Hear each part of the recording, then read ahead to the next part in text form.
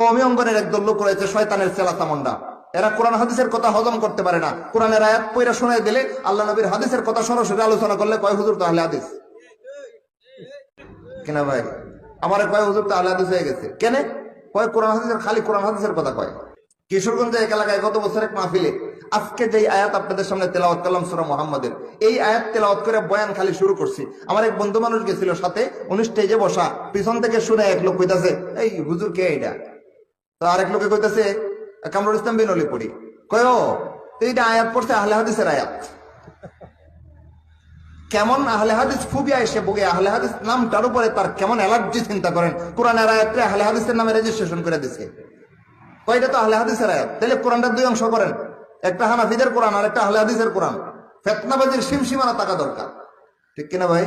হক কথা কইলে আহলে হাদিস। কি খালি হাদিসের কথা নিয়ে আসছেন, কোরআনের কথা আনছেন? আহলে হাদিস। এই যদি কোরআন হাদিস বললে আহলে হাদিস গো মাহফিলে মাশাআল্লাহ এরা শুনে। আমরা মাযহাব যারা মানি এই আমগো এক দুর্ভোগ, কপাল খারাপ। আমাদের মাহফিল গুলাতে এত মিথ্যা গল্প কাহিনী হয় আর ওইটাতে মানুষ খুব বেশি হয়। এদিক দিয়ে আমরা ব্যর্থ।